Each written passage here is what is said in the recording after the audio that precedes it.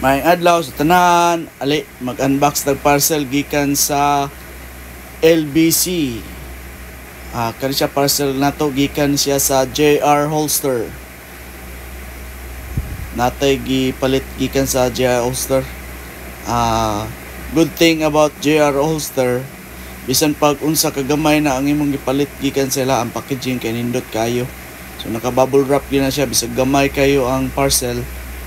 Naka-bubble wrap yun na siya. So 2 thumbs up sa JR Holster sa ilang packaging. Kani siya ang atong ipalit, muna inserts sa atong JR Holster na polymer. Kaya ang atong JR Holster is for STI man na siya, or high kappa nya.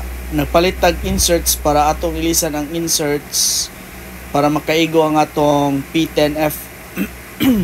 Kaya kani siya na holster pang high kappa man siya.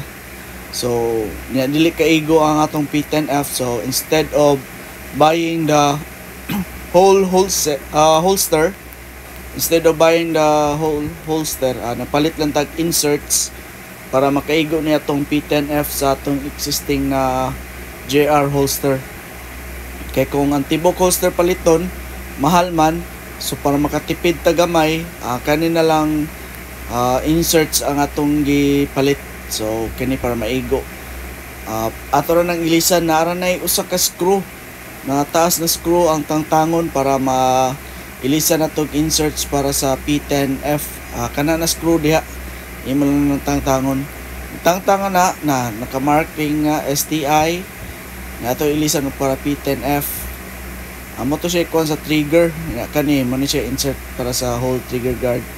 STI man to atong ilisan aning P10F para P10F. Mura nang insert na nimo diha, pulihan to nimo. Nya kani siyang sa kuan, balik nimo ang screw. Balik ka ng screw, igo na muna na siya. Di na siya matagak. Tong holster sa P10F. Mura to, amping ang tanan.